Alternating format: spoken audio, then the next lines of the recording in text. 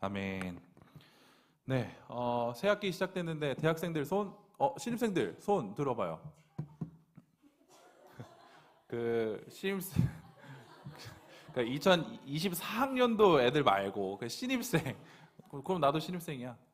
저도 대학원을 다니고 있습니다. 저도 신입생인데 저의 학교를 같이 가는 친구는 혜성입니다. 혜성이야, 아침에 차를 타고 같이 가는데 혜성 괜찮지? 어, 그, 누누이 물어봤어요. 혜성아, 나랑 가도 괜찮아? 그러니까 괜찮대요. 그래서 저도 한번 생각해 봤어요. 와, 월요일 날 아침에 목사님과 함께 학교를 간다? 되게 쉽지 않을 것 같은데 혜성이는 혜성이는 참 마음이 착한 친구예요. 아, 저도 첫째 수업을 들었어요. 3월 4일 날. 3월 4일 날. 근데 교수님들이 OT를 하시더라고요. 그래서 OT면 굉장히 빨리 끝날 거라고 생각을 했는데 웬걸요? 다 하시더라고요. 근데 재작년 어제 OT를 했습니다. 저도 다 했어요. 어쩔 수 없더라고요. 어쩔 수 없어요. OT를 진행을 하고 또 이렇게 우리가 제자로서 살아가기 힘쓰는 또 이제 새 학기가 되었습니다. 여러분들의 마음가짐도 참 달라질 것 같고 또 훈련생들 또한 마음가짐도 달라질 것 같은데 여러분들이 새 학기에 여러분들께서 간절히 원하시는 것들이 무엇인지 한번 생각해 보셨으면 좋겠어요. 그리고 하나님께서는 과연 그 마음을 어떻게 사용하실까라고 하는 이 기대감 또한 가지시면 좋을 것 같아요.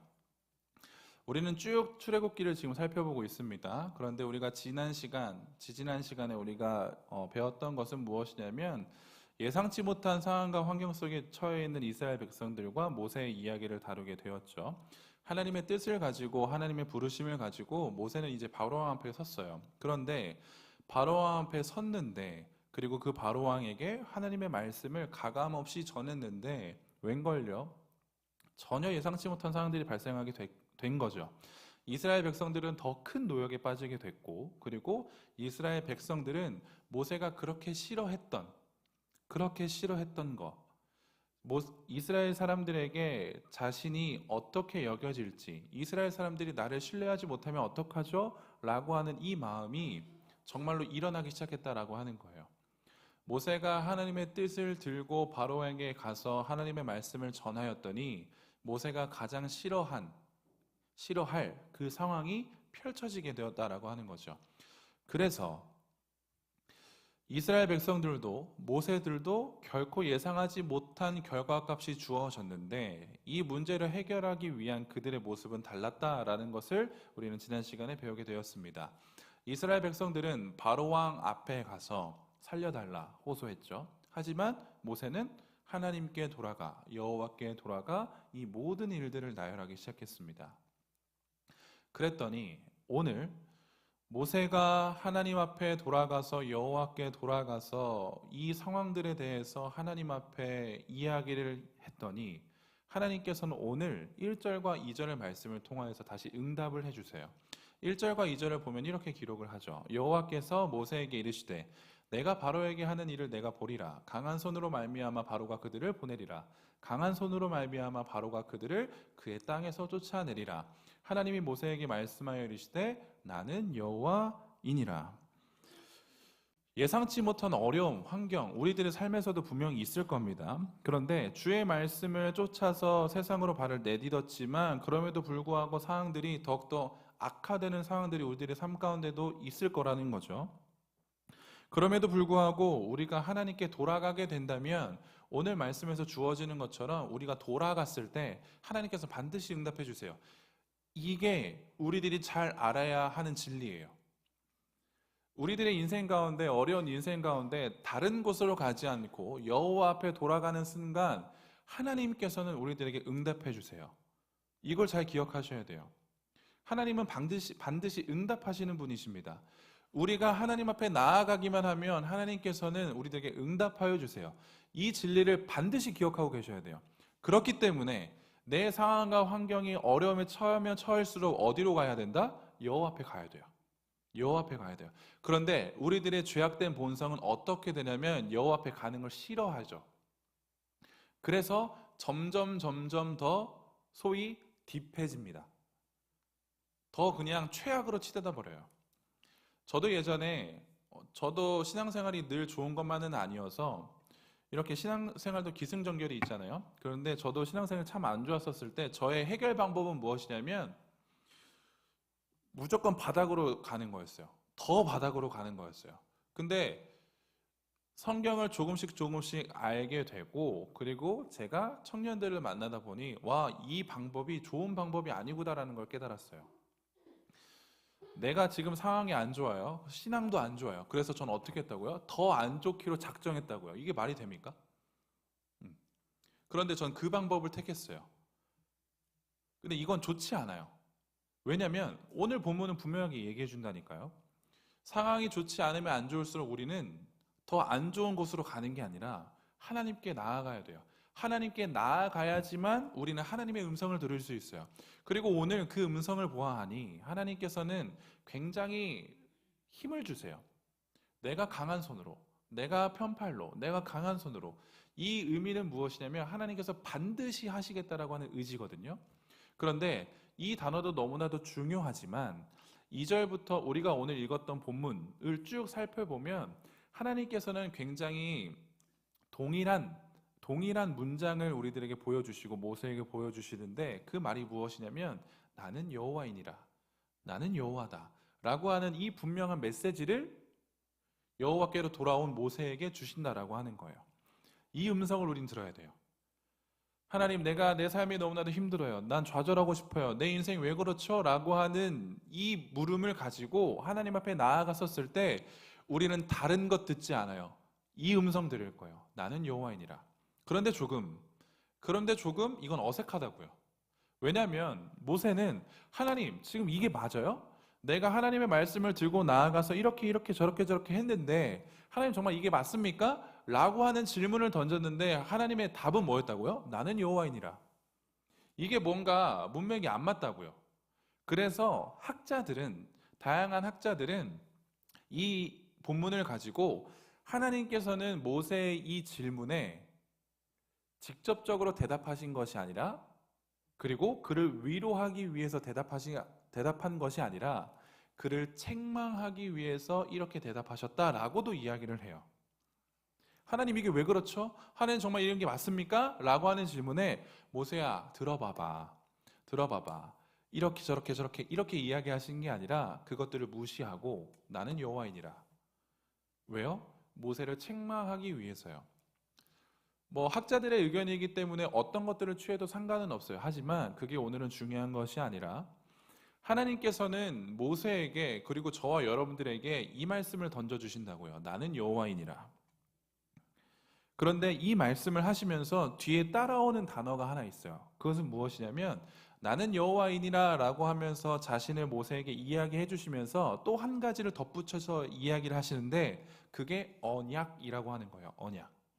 그래서 오늘 2절부터 8절까지의 본문을 축약해서 한 문장으로 한번 이야기를 해본다면 나는 내가 한 언약, 약속을 반드시 지키시는 여호와이니라 라고 우리가 오늘 한 문장으로 이 본문을 볼 수 있어요. 창세기 15장으로 넘어가면 아브람에게 여호와께서 나타나셔서 약속한 것이 있어요. 한번 보시면 여호와께서 아브람에게 이르시되 너는 반드시 알라, 내 자손이 이방에서 객이 되어 그들을 섬기겠고 그들은 400년 동안 내 자손을 괴롭히리니 그들이 섬기는 나라를 내가 징벌할지며 그 후에 내 자손이 큰 재물을 이끌고 나오리라. 이 말씀을 보면 지금 이스라엘 백성들 출애굽의 상황이 좀 펼쳐지고 있는 거 보이시죠? 하나님께서 아브람에게 찾아가셨어요. 그리고 나서 아브람에게 약속을 해주세요. 무엇이냐면 아브람아, 너의 몸에서 너의 씨로 말미암아 난 그 아들을 통하여서 정말로 수많은 자손들이 생겨날 거야. 그런데 그들은 이방의 객이 되어서 400년 동안은 너무 힘들어하는 모습을 보이겠지만, 그렇지만 나는 그들을 반드시 이끌어낼 거야, 구원해낼 거야 라고 하는 약속을 주셨다라고 하는 것이죠. 이 약속을, 이 말씀을 하시고 난 이후에 하나님께서는 언약을 맺으세요. 18절에 보시면 그날에 여호와께서 아브람과 더불어 언약을 세워 이르시되 내가 이 땅을 애굽 강에서부터 그 큰 강 유브라데까지 내 자손에게 주노니. 성경을 보면 하나님께서는 특정한 사람들과 항상 관계를 맺으시는데 언약이라는 것을 통해서 관계를 맺으세요. 그래서 우리가 잘 알고 있는 아브람, 그리고 노아, 그리고 이스라엘 백성들, 그리고 다윗이 하나님과 이 언약이라는 것을 통해서 관계를 맺은 대표성이라고 할 수 있어요. 그렇다면 우리는 질문할 수 있어요. 어떤 질문이냐면 왜 하나님께서는 언약을 맺으실까? 왜 하나님께서는 사람과 언약을 맺으실까라고 하는 이 질문을 할 수 있겠죠. 그래서 밀톤이라고 하는 한학자는 이렇게 기록을 해요. 언약은 하나님과 사람 사이의 상호 협약인데 하나님께서 주도적으로 세우시며 이 언약에는 하나님께로부터 받은 약속뿐만이 아니라 사람이 지켜야 할 신성한 명령이 포함되어 있으나 근본적으로는 항상 일방적이라는 것이다. 여기서 이 언약, 하나님과 사람의 언약의 특징에 대해서 하나 나와 있는데 그것이 무엇이냐면 일방적이래요. 우리가 생각했었을 때 언약은 반드시 두 사람이 필요하죠. 그래서 서로의 의견에 맞게, 서로의 니즈에 맞게 잘 조항들을 나열하고 이거면 됐다라고 해서 땅땅땅 언약을 한다고요. 이게 상호 협약 관계예요. 그런데 하나님과 사람의 이 언약은 상호 협약이 아니에요. 하나님의 일방적이에요. 왜 그럴까요? 하나님은 창조주시기 때문이에요. 하나님은 인간과 다른 분이시기 때문에 인간과 동등한 입장에서 언약을 체결하실 수가 없어요. 그렇기 때문에 하나님은 창조주이시면서 전능자이시기 때문에 이 언약을 일방적으로 주도권을 가지고 이끌어 가신다라고 하는 말입니다. 또한 칼빈이라고 하는 사람은 언약을 이렇게 이야기를 하는데 언약이라는 말을 사용할 때는 하나님께서 아브라함과 그의 후손들에게 주신 약속을 의미한다. 성경은 언약이 굉장히 중요해요. 성경을 보실 때 언약의 개념이 참 중요한데 왜냐하면 이 언약은 구약과 신약을 연결하는 하나의 연결고리예요. 가장 중요한 키라고도 이야기할 수 있어요. 언약의 핵심 또한 구약과 신약에 동일하게 나와 있는데 창세기 17장 7절이 언약의 핵심에 대해서 분명하게 이야기를 해줘요. 내가 내 언약을 나와 너 및 내 대대 후손 사이에 세워서 영원한 언약을 삼고 너와 내 후손의 하나님이 되리라. 성경 안에서 언약이라고 하는 개념이 굉장히 중요하다고 말씀드렸고 오늘 이 본문은 언약의 핵심을 담고 있는데 그 핵심이 무엇이냐? 너와 너의 후손의 하나님이 될 것이다. 누가요? 창조주 하나님이요. 이게 하나님께서 맺으신 언약의 핵심이에요. 너와 내 후손의 하나님이 되리라.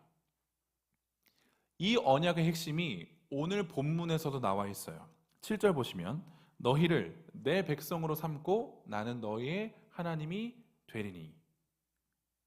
이 언약의 핵심이 아브라함에게 주신 언약의 핵심이 그대로 지금 모세 때까지 연결되어 있는 것을 우리는 볼 수 있습니다. 언약이라고 하는 관점으로 성경을 볼 때 발견할 수 있는 한 가지 하나님의 약속이 무엇이냐면 하나님의 언약은 하나님의 약속, 구원과 굉장히 긴밀하게 연결되어 있어요. 구원. 그래서 하나님과 인간의 사이는 인간의 불순종으로 인하여서 그 사이가 갈라지고 깨어지게 되었죠. 그래서 이 관계를 회복하기 위해서 구원이 필요하다고요. 그래서 하나님께서는 구원을 계획하셨어요. 그리고 그 구원을 계획하심으로 말미암아 우리들의 인생에 개입하기 시작하셨죠.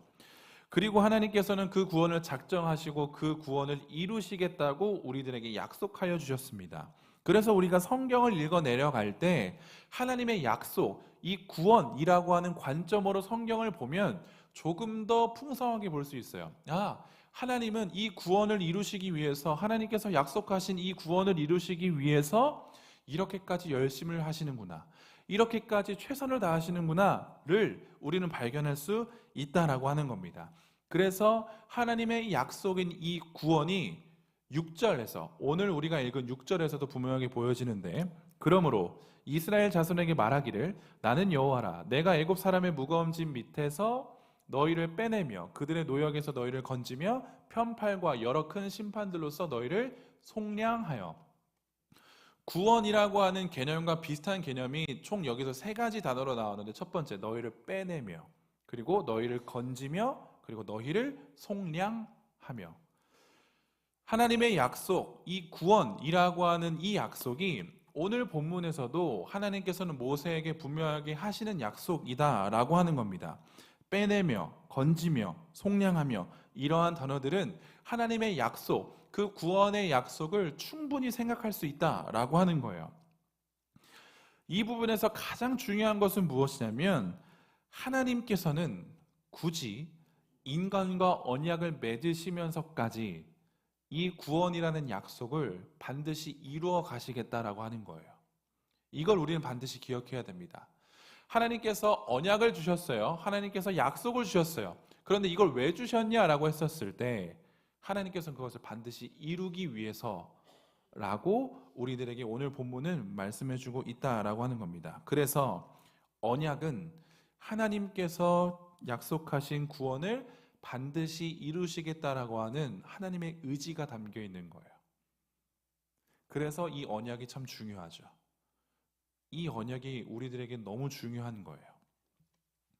앞에서 하나님과 사람 사이의 언약은 일방적이라고 말씀을 드렸어요. 이런 일방적인 언약임에도 불구하고 정말로 놀라울 만한 것이 무엇이냐면 너무나도 우월하신 위치에 계신 그 하나님께서 가장 열등한 사람의 위치까지 내려와 주셔서 사람에게 얽매이기 시작하셨다라는 거예요.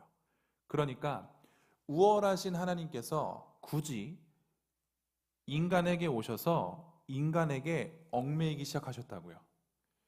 이게 언약을 바라보면서 우리가 경험해야 되고 놀라워야 되는 한 가지의 모습입니다.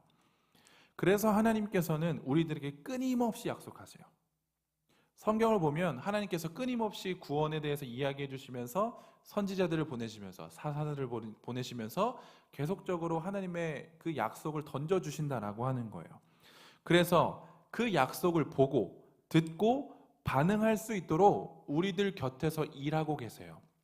심지어 우리가 그 약속을 잊어버려요. 그리고 그 약속을 우리가 버려버려요. 그렇다라고 할지라도 하나님께서는 끊임없이 그 약속을 이루어 가시기 위해서 일하고 계신다라는 것을 우리는 언약을 통해서 볼 수 있는 거죠. 그렇다고 한다면 언약을 맺음과 동시에 반드시 언약을 체결한 사람들 사이에는 의무와 책임이 생겨요. 하나님이 아브라함과 언약을 맺으실 때 쪼개진 고기 사이로 하나님께서 지나가시거든요.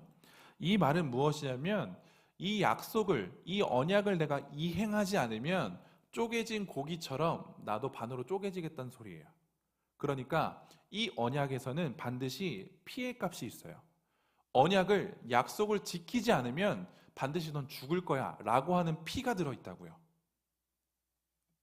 이런 언약 체결의 방식은 고대 근동의 방식이었다라고 해요. 그래서 언약을 맺는 양쪽이 이러한 의식을 함으로써 나는 반드시 너와 한 약속을 지킬 거야. 근데 내가 만약에 그 약속을 안 지켰지? 우리 앞에 놓여져 있는 이 쪼개진 고기처럼 나도 죽을 거야. 라고 하는 이 분명한 의지가 들어있는 것이 이 언약식이에요. 하지만 하나님과 사람 사이, 하나님과 아브람 사이의 언약에서는 굉장히 특별한 거, 너무나도 구별된 것이 하나 있는데 그것이 무엇이냐면 쪼개진 고기 사이로 누구만 가셨다고요? 하나님만 가셨어요. 아브라함은 뭐 했게요?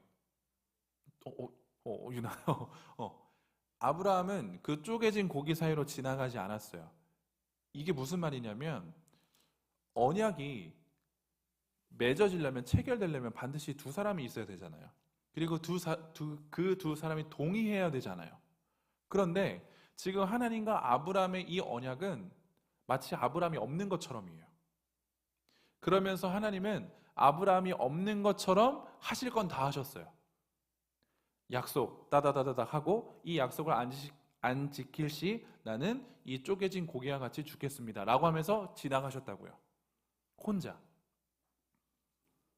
이걸 통하여서 우리는 생각할 수 있는 건 무엇이냐면 하나님께서는 아브라함에게 약속하여 주신 이 언약을 아브라함의 의지와 아브라함의 상황과 아브라함의 환경 때문에 좌지우지되는 것이 아니라 하나님의 뜻과 하나님의 환경과 하나님의 의지로서 이 약속을, 이 언약을 반드시 이어나가시겠다라고 하는 너무나도 강렬한 의지를 보여주시는 거예요. 하나님과 아브라함 사이의 언약을 어길 수 있는 사람도 하나님뿐이시고 지켜갈 수 있는 분도 하나님뿐이세요. 그런데 성경은 하나님은 반드시 약속을 지키시는 분이다 라고 소개하죠. 그러니 하나님께서 아브라함에게 약속하신 것들은 절대적으로 이루어질 수밖에 없어요. 하나님의 절대적인 그 약속을 이루신다라고 하는 이 모습을 보여주기 위해서 하나님께서는 오늘 우리들에게 이 모습을 보여주신다라고 하는 거죠. 반드시 이루고야 말겠다라고 하는 하나님의 의지요. 그렇다라고 한다면 하나님과 아브라함이 맺은 사이의 이 언약은 하나님의 일방적인 책임과 의무가 있겠죠. 그러면 반대로 생각해 봅시다. 그럼 우리에게는 책임과 의무가 없나요? 우리에게는 책임과 의무가 없을까요? 하나님과 내가 맺지 않았으니까 책임과 의무가 없겠죠? 라고 이야기할 수도 있어요. 하지만 오늘 우리 본문을 보다 보면, 그리고 하나님의 이 언약을 자세히 묵상하다 보면 보여지는 우리들의 의무와 책임은 없어요. 하나님의 의무와 책임은 무엇이냐면 반드시 그것을 지켜야 하는 의무와 책임이에요. 그런데 우리들에게도 하나님께서는 표면적으로는 나타내 보여주지는 않지만 우리들에게도 동일하게 요구하시는 책임과 의무가 있다는 거예요. 오늘 우리는 그걸 살펴볼 거예요. 하나님께서 지금 모세에게 말씀하여 주신 나는 여호와이니라, 나는 언약을 기억하고 있어 라고 하는 이 말을 통하여서 하나님은 모세에게, 아니요, 아브라함에게, 저와 여러분들에게 우리가 해야 될 책임과 의무가 있다라는 것을 계속적으로 이야기해 주신다고요. 그것이 무엇이냐면 하나님께서는 하나님의 의무와 책임을 감당하실 거예요. 그 약속을 반드시 지키심으로써. 그런데 우리가 하나님 앞에서 책임과 의무를 다해야 되는 것은 무엇이냐면 반드시 하나님을 아는 거예요. 우리들에게 요구되어지는 의무와 책임은 반드시 하나님을 알 것입니다. 제자훈련생들은 오늘 앞에 나와서 이야기를 했죠. 근데 어제도 이야기를 하다 보고, 그리고 작년에도 일기생들과 함께 OT를 하면서 청년들이 가장 많이 하는 말이 무엇이냐면 저는 하나님을 잘 알지 못해요예요. 제가 신앙생활을 오래 했지만 저는 하나님을 잘 알지 못해요예요. 하나님은 이 언약을 보여주심으로써, 이 언약을 우리들의 눈으로 읽히게 하심으로써 반드시 우리들에게 말씀하시는 게 무엇이냐면 너희들은 알아야 해 라고 이야기를 해주신다고요. 하나님은 하나님만이 설명하실 수 있어요. 하나님을 설명하기 위해선 인간의 언어는 너무 부족해요. 그렇기 때문에 하나님을 소개하기 위해선, 정말로 옳은 방향으로 소개하기 위해선 하나님만이 하나님을 소개하실 수 있어요. 이것을 우리는 계시라고 이야기를 합니다. 그런데 이 계시는 하나님의 입장으로서 하나님의 뜻 가운데 이루어지는 것이 아니에요. 이 계시는 철저하게 인간을 위한 것들이에요. 그러니까 계시다, 그리고 이 성경을 우리는 계시라고 하거든요. 이 성경을 읽어 내려가면서 우리는 하나님의 마음을 알아야 되는데, 하나님의 마음은 어떠하냐면 이 계시를 통해서 나를 좀 알길 원해 라고 하는 마음을 갖고 계시다고요. 그래서 하나님께서는 하나님의 언어가 아니라 인간의 언어를 통하여서 하나님을 보여주세요. 그게 우리가 지금 읽고 있는 성경입니다. 이 계시, 하나님께서 우리들에게 계시하여 주신다라고 하였을 때 우리는 왜 하나님을 알아야 할까요? 하나님께서는 왜 굳이 계시해 주시나요? 라고 하는 이 질문에 어떻게 대답할 수 있냐면 호세아서 6장 6절을 보면 하나님께서 왜 계시해 주시는지에서 나오거든요. 나는 인애를 원하고 제사를 원하지 아니하며 번제보다 하나님을 아는 것을 원한대요. 하나님께서 가장 원하시는 것이 무엇이냐면 하나님을 아는 것을 원하세요. 그렇기 때문에 하나님을 아는 것을 원하시는 분이시기 때문에 하나님을 보여주신다고요. 하나님의 언어가 아니라 우리들의 언어로요. 하나님께서 스스로를 나타내시는 이유는 하나님을 알게 하기 위함이다라고 하는 것을 우리는 먼저 알아야 됩니다. 그리고 성경을 보다 보면 하나님을 알지 못하는 자들에 대해서도 언급을 하는데, 하나님을 알지 못하는 자들을 성경은 어떻게 정의하냐면 지혜 없는 자라고 정의해요. 하나님을 알지 못하면 지혜가 없는 자예요. 그래서 신명기 32장은 이렇게 기록을 하죠. 어리석고 지혜 없는 백성아, 여호와께 이같이 보답하느냐? 그는 내 아버지시여 너를 지으신 이가 아니시냐? 그가 너를 만드시고 너를 세우셨도다. 이사야서, 주는 우리 아버지시라. 아브라함은 우리를 모르고 이스라엘은 우리를 인정하지 아니할지라도 여호와여, 주는 우리의 아버지시라. 옛날부터 주의 이름을 우리의 구속자라 하셨거늘. 칼빈이라고 하는 사람은 하나님을 아는 것이 인간의 가장 큰 유익이다라고도 이야기를 했어요. 우리에게 가장 큰 유익은 하나님을 아는 건데, 여기서 하나 질문이요. 여러분들은 하나님을 누구라고 알고 계세요? 여러분들은 하나님을 어떻게 알고 계세요? 제자훈련생들, 여러분들은 고백하지 않았습니까? 제가 하나님을 잘 몰라요. 그렇죠? 그렇기 위해서 여러분들은 제자훈련에 들어오게 된 거고, 그 하나님을 알아가기 위해서 여러분들은 애쓸 거잖아요. 그런데 성경은 하나님을 뭐라고 증언하는지 여러분들 혹시 알고 계세요? 그리고 여러분들이 신앙생활 하시면서 여러분들의 입술로는 하나님을 누구라고 고백하셨나요?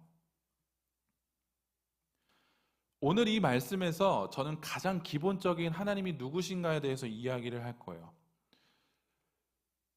하나님을 아는 것이 인간에게 가장 큰 유익이다. 우리는 하나님을 누구라고 알고 있어야 하냐면, 하나님은 우리 아버지예요. 하나님은 우리 아버지예요. 하나님께서 하나님 스스로를 나타내 주셨고, 그리고 하나님의 언어가 아니라 우리의 언어로 하나님을 보여주셨다라고 이야기를 드렸어요. 그렇다라고 한다면 하나님은 너의 아버지셔, 하나님은 나의 아버지셔 라고 하는 이 단어도 인간의 언어예요. 하나님께서 하나님을 소개하시기 위해서 가장 적절한 단어가 무엇일까를 선택하셨다고요. 그게 무엇이다? 아버지요. 당시 사회에 있어서 아버지라고 하는 이 존재는 너무나도 큰 존재였어요. 가정에서. 이 모든 가정은 아버지의 권위 아래 있었어요. 그리고 이 아버지가 어떻게 하느냐에 따라서 이 가정이 모습이 달라질 수밖에 없어요. 남성이 가장 중시되었던 사회이기 때문에 이 남성, 특히 아버지도 가정에서 너무나 중시되었다고요. 그리고 내가 누구의 아들이다 라고 이야기를 한다라고 한다면, 만약에 그 가문이 너무나도 좋은 가문이다라고 한다면 이 아버지의 권위는 더 올라가요. 이렇게 이야기할 수 있는 거예요. 아, 네, 저는 누구누구의 아들입니다 라고 했었을 때 우리 아버지, 우리의 가문이 너무나도 그 당시 세계에서 높은 가문이다라고 하면 사람들이 다 놀랄 수밖에 없다고요. 그런데 그건 오늘날도 마찬가지긴 해요. 나를 소개할 때 내 이름을 직접적으로 얘기하는 것도 있고, 아, 저는 누구의 아들입니다, 누구의 딸입니다 라고도 이야기하는 방법도 있더라고요.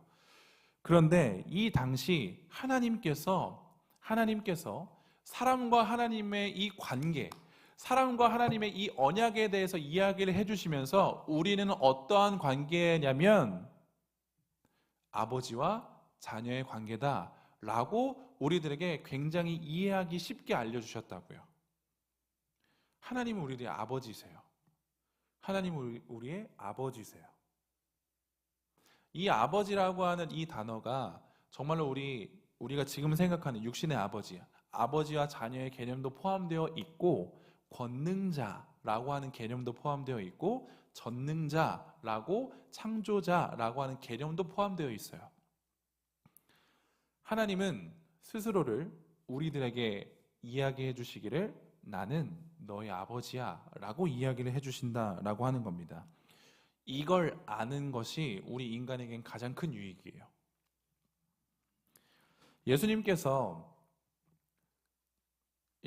공생의 사역을 하시면서 요한의 제자들이 예수님 앞에 찾아오는 사건이 발생해요. 그리고 나서 그 요한의 제자들이 이렇게 예수님께 질문을 해요. 예수님, 우리들에게도 좀 기도를 좀 알려주시겠어요? 라고 이렇게 요청을 해요. 당시에 요한의 제자들처럼 누구의 제자들, 이 파가 굉장히 많았어요. 그런데 그 파들 가운데는 그들이 갖고 있는 그들의 기도문이 있었대요. 그 기도문들이 있었는데 사람들, 요한의 제자들은 특히나 더 궁금했나 봐요. 그래서 한날은 그 제자들이 나와서 예수님께서 하시는 기도의 내용을 듣고 예수님께서 기도가 끝나시자 예수님께 찾아가서 예수님 어떻게 기도하셨어요? 우리에게도 예수님께서 어떻게 기도하셨는지 좀 알려주실래요? 라고 물어봤다고요. 그래서 예수님께서는 그들에게 예수님의 기도를 알려주세요. 우린 그것을 주기도라고 알고 있죠. 예수님께서 사람들에게, 제자들에게 당신의 기도를 알려주셨는데 처음의 내용이 뭐죠? 하늘에 계신 우리 아버지요. 예수님은 십자가에 달려 돌아가셨죠. 그 이유가 뭐죠? 신성모독이에요. 신성모독은 하나님의 이름을 더럽혔다는 거예요. 예수님은 왜 하나님의 이름을 더럽혔죠? 그가 하나님의 아들이라고 했기 때문에요. 예수님은 하나님이 나의 아버지라고 고백한 사람이에요. 그런데 그 당시 사람들이 예수님께 나아가서 예수님 기도를 좀 알려주세요 라고 했는데 예수님의 첫 문장이 뭐였다고요? 하늘에 계신 우리 아버지요. 성경에 나와 있진 않아요. 상상의 나래를 펼쳐봅시다. 요한의 제자들은 정말 거품 물었을 거예요. 기도 알려주세요. 저희가 기도를 한번 따라해 볼게요. 그래? 날 따라해봐. 하늘에 계신 우리 아버지요. 아버지를 못한다고요. 왜요? 아버지를 내 입 밖으로 내보내는 순간 전 신성모독이에요. 감히 피조물인 인간이 창조주 하나님께 아버지라고 부를 수 있다고요? 아니요. 결코 그렇게 할 수 없어요. 그런데 예수님께서는 하나님을 우리의 아버지라고 소개하고 계시네요. 이게 피조물에게 너무나도 큰 은혜다라고 하는 겁니다. 갈라디아서 4장 6절은 이렇게 기록을 합니다. 너희가 아들이므로 하나님이 그 아들의 영을 우리 마음 가운데 보내사 아빠 아버지라 부르게 하셨느니라. 하나님을 나의 아버지라고 부를 수 있는 자들은 하나님에 대한 엄청난 신뢰와 믿음이 형성이 돼요. 이 말을 조금만 풀어서 이야기를 해보면 하나님을 믿고 신뢰한다라고 하는 것은 무엇이냐면 모든 일에 하나님의 정하신 때와 하나님의 정하신 방법이 있다라는 것을 내가 인정하는 거예요. 나의 아버지 대신 하나님을 믿는다, 신뢰한다라고 하는 이 말은 무엇이냐면 아버지의 때가 있겠지, 아버지의 정하신 방법이 있겠지, 아버지께서 하시겠지 라고 하는 이 확신이 있다고요. 이 확신을 전제하고 있어요.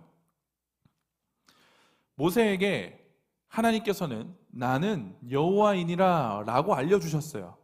그리고 2절부터 6절까지 계속적으로 보여지는 게 뭐냐면 나는 여호와이니라를 말씀해 주신다고요. 왜 이렇게 말씀해 주셨느냐? 모세에게 분명하게 한 번 더 이야기하시는 거예요. 그리고 이스라엘 백성들에게 가서 이렇게 이야기하라고요. 나는 너의 아버지야. 나는 내 아버지야. 그렇기 때문에 나는 내가 정한 때와 나의 방법으로, 나의 시간으로 너희들을 구원해낼 거야. 그러니 모세야, 지금 너가 나에게 이야기하는 것들은 기다려. 지금 너가 나에게 요구하는 것들은, 그리고 이스라엘 백성들이 나에게 원망하는 것들은 너가 듣지 않아도 돼. 왜? 나는 너의 아버지고 그들의 아버지이기 때문에 내가 정한 방법과 그 때를 통하여서 나는 일할 거야 라고 하는 이 분명한 확신과 믿음을 요구하신다고요. 나는 여호와이니라 이 말이에요. 우리들의 인생을 살아가다 보면 우리는 다양한 이야기를 듣고 다양한 음성을 들어요. 그 중에서 우리가 가장 귀 기울여야 하는 것은 하나님의 음성이겠죠.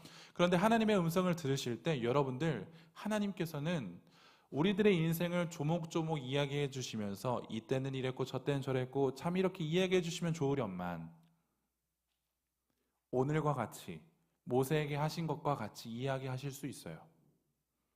나는 너의 여호와이고 나는 반드시 이 언약을 했고 나는 이 약속을 지킬 거야 라고 이야기하실 수 있다고요.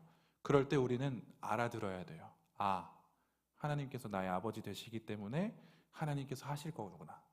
그러니 지금 내 상황과 환경이 조금 내 눈에는 안 좋아 보일지라도 나는 하나님을 내 아버지로 신뢰하고 믿고 있으면 되는구나. 이게 하나님께서 요구하시는 우리들의 의무와 책임입니다. 믿음은 그런 것이다 라고 하는 책을 쓴 송태근 목사님께서는 이 믿음을 이렇게 정의해요. 성경이 말하는 믿음은 내가 원하는 결과를 이끌어내기 위한 나의 단호함이나 어떤 목적에 맞춰진 과도한 동의나 혹은 믿음이 요구하는 인격적 요소 앞에서 눈을 질끈 감아버린 양상이 아닙니다. 가로친 거 한번 읽어볼까요? 신념, 맹신, 광신. 믿음은, 성경에서 얘기하는 믿음은 나의 신념이 아니에요. 난 이렇게 믿을 거야 라고 하는 나의 신념이 아니라고요. 그리고 과도한 동의, 이해되지 않지만 무조건 믿습니다. 무조건 믿습니다. 믿습니까? 아멘. 믿습니까? 아멘. 이게 맹신이라고요. 그런 거 아니라고요. 눈을 질끈 감아버린 광신이 아닙니다. 성경에서 이야기하는 믿음은 아버지를 믿는 믿음이에요. 나의 아버지를 믿는 믿음이에요. 나의 아버지가 아들에게 약속하세요. 구원을 줄 거야. 내가 너와 함께 할 거야. 이 믿음, 아버지께서 아들에게 주시는 믿음.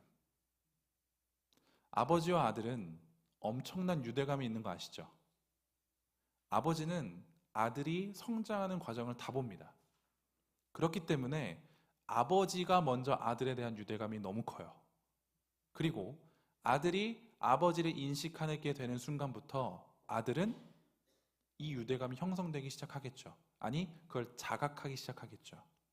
그렇기 때문에 아버지가 어떻게 이야기를 해도 아들은 순종할 수 있어요. 왜냐? 그 시간들이 있기 때문에. 유대감을 겪어온 인격적인 관계를 지나온 시간들이 있기 때문에. 마치 하나님께서는 우리들에게 이것을 요구하세요. 하나님은 어쩌다가 오늘 나의 하나님이 되시는 분이 아니에요. 하나님은 창세전부터 우리의 아버지가 되시기 위해서 계획하시고 작정하신 분이세요. 그렇기 때문에 하나님께서 가장 먼저 우리들에게 유대감을 형성하셨네요. 그리고 하나님께서 우리들에게 그 유대감을 인지할 수 있도록 우리들에게 지혜와 지식을 허락하여 주셨죠. 그리고 우리는 그것을 깨달음으로 인하여서 이제부터 우리는 하나님과 유대감이 펼쳐지게 되는 겁니다.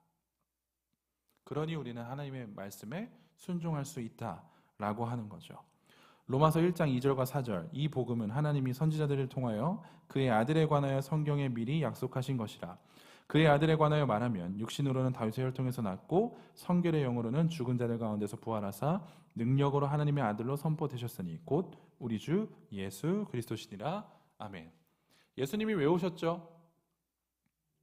약속 지키시려고요. 예수님이 우리 가운데 왜 오셨죠? 이 땅 가운데 왜 오셨죠? 단 한 가지입니다. 하나님은 그 언약을, 그 약속을 반드시 지키시는 분이시기 때문이에요. 그래서 예수님이 오셨습니다. 그리고 그 예수님의 영이 우리에게 임하는 순간, 성령이 우리들에게 임하는 순간 우리는 하나님을 어떻게 부를 수 있다고요? 아빠, 아버지라 부를 수 있다고요. 이게 피조물들에게 너무나도 중요한 하나님의 은혜입니다. 이 은혜를 여러분들이 누리셔야 돼요. 하나님을 알지 못하죠? 하나님을 우리는 잘 알지 못해요. 그런데 이거 하나만 알면 돼요. 하나님은 우리 아버지다. 이것만 아시면 돼요. 다른 거 필요 없습니다. 그건 아니지만 다른 거 그렇게까지 이렇게 열심을 내서 하지 않으셔도 돼요. 하나님이 우리 아버지세요. 이걸 내가 알고 진정으로 고백할 수 있으면 그걸로 돼요. 그걸로 됩니다. 지식이 많다고 믿음이 좋은 거 아닙니다. 지식이 없다고 믿음이 안 좋은 것도 아니에요. 그러니 하나님은 나의 아버지 되신다라고 하는 이 분명한 사실을 여러분들이 기억하시고 여러분들의 삶 가운데서 아버지 되신 그 놀라우신 하나님의 일하심을 여러분들이 경험하게 되기를 간절히